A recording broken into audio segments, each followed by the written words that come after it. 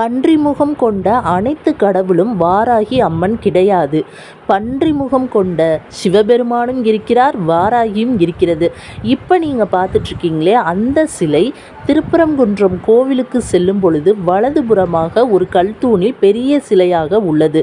அங்கு 12 குட்டிகளுக்கு பன்றி குட்டிகளுக்கு சிவபெருமான் பால் கொடுக்கிறார். இந்த சிலைக்கு கீழ் நிறைய விளக்குகள் ஏற்றப்பட்டு மஞ்சள் பூசி அந்த தெய்வத்திற்கு பட்டு உடுத்தி மக்கள் வணங்கி கொண்டிருக்கிறார்கள்.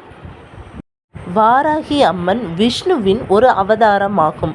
பெண் உடலையும் பன்றி முகத்தையும் கொண்ட ஒரு தெய்வமாகும். இந்த தெய்வத்தை வெள்ளிக்கிழமை என்று வணங்குதல் மிகவும் சிறப்புக்குரியதாகும். அது மட்டுமல்லாமல் வீட்டில் வைத்து வழிபடலாம். ஆனால் வடக்கு திசையிலோ அல்லது கிழக்கு திசையிலோ வைத்து விளக்கேற்றி வழிபட வேண்டும்.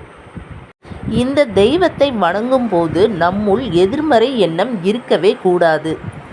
அப்படி எதிர்மறை எண்ணங்கள் தோன்றினால் அந்த எண்ணங்கள் நம்மளை அழித்துவிடும் என்பது மக்களின் நம்பிக்கையாக உள்ளது. பஞ்சமி திதி, அதாவது அமாவாசை முடிந்து வருகின்ற தேய்பிறையில் வரும் பஞ்சமி என்று இந்த வாராகியை வழிபடுதல் மிகவும் சிறப்புக்குரியதாகும். அதனால் நமக்கு நடக்கவிருக்கும் தீங்குகள் அனைத்தும் நம்மை விட்டு அகலும். வாராகி அம்மனை வழிபட்டு நாமும் சகல செல்வங்களையும் பெறுவோம். வீடியோவை மேலும் ஸ்கிப் பண்ணாமல் பாருங்கள். அந்த சிலையோட அர்த்தம் என்ன அப்படின்றத நான் உங்களுக்கு சொல்கிறேன். முன்பொரு காலத்தில் பாண்டிய மன்னன் ஆட்சி செய்த போது கீரத்துறையைச் சேர்ந்த சுகுலன் என்ற மன்னன் 12 குழந்தைகளை பெற்றெடுக்கிறார். அப்பொழுது அவரும் அவரது மனைவியும் இறந்து விடுகிறார்கள். அதனால் அந்த குழந்தைகள் உணவிற்காக வேடவர்களோடு சேர்ந்து காட்டிற்கு வேட்டையாட செல்கிறார்கள். அங்கு பிரகஸ்பதி என்னும் முனிவர் தவம் புரிந்து கொண்டிருக்கிறார். இந்த 12 பேரும் சேர்ந்து அவரது தவத்தை கலைத்து விடுகின்றனர். இதனால் கோபமுற்ற பிரகஸ்பதி அவர்களுக்கு சாபம் விடுகிறார். நீங்கள் இப்பொழுதே இறந்து ஒரு பன்றிக்கு குழந்தைகளாக பிறக்க வேண்டும். அப்பொழுது இதே போல் உணவின்றி இந்த காட்டிற்குள் அலைய வேண்டும் என்று சாபம் கொடுக்கிறார். அதே போல் அவர்களும் பன்றிக்கு குழந்தைகளாக பிறக்கின்றனர். 12 பன்றிக்குட்டிகளும் உணவின்றி மிகவும் சிரமப்படுகிறது.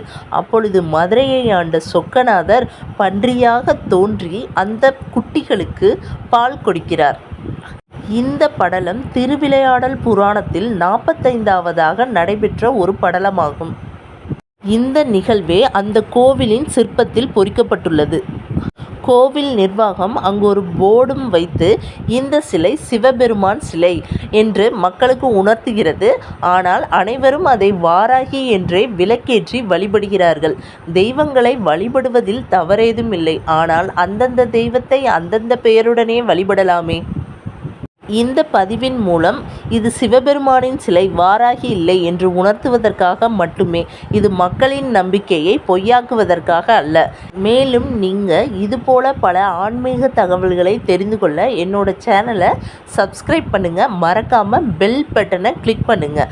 அண்ட் ஆல் கொடுத்தீங்கன்னா நான் அப்லோட் பண்ணுற எல்லா வீடியோஸும் உங்களுக்கு உடனுக்குடனே நோட்டிஃபிகேஷனில் வந்துடும். ஓகே ஃப்ரெண்ட்ஸ், உங்களுக்கு இந்த வீடியோ பிடிச்சிருந்ததுன்னா ஒரு லைக் பண்ணுங்கள், கமெண்ட் பண்ணுங்கள். முக்கியமாக உங்கள் ஃப்ரெண்ட்ஸ்க்கு ஷேர் பண்ணுங்கள். தேங்க்ஸ் ஃபார் வாட்சிங்.